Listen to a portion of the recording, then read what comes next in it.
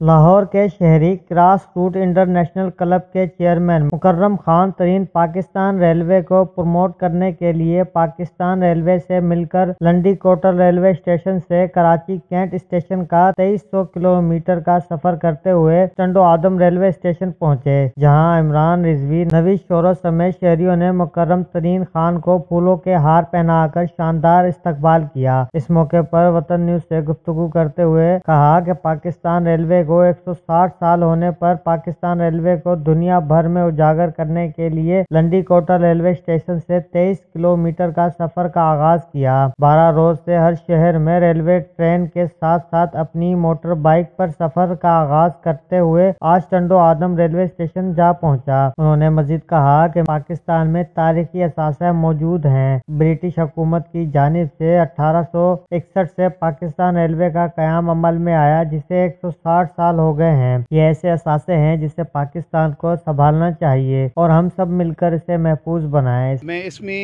پاکستان کی جو یہ تاریخی ایسٹس ہیں ریلوے کے، جو برٹش گورنمنٹ نے 1861 سے سٹارٹ کیا یہاں پاکستان میں، اور جس کو 160 سال مکمل ہو گئے، تو اس سلسلے میں اس کی اہمیت اجاگر کرنے کے لیے یہ ٹور کر رہا ہوں۔ اور یہ ایک بہت بڑا تاریخی اور ایسٹ ہے پاکستان کے پاس، اس کو سنبھالنا چاہیے۔ انہوں نے مزید کہا کہ پاکستان ریلوے کی اہمیت کو اجاگر کرنے کے لیے اپنی موٹر بائیک سے پاکستان کا ٹورز کر رہا ہوں۔ اس موقع پر عمران رضوی اور نوید شورو نے سندھ کی ثقافت ٹوپی اجرک بھی پیش کی۔ کیمرہ مین سلمان شیخ کے ساتھ رپورٹر اشفاق غوری، وطن نیوز، چنڈو آدم۔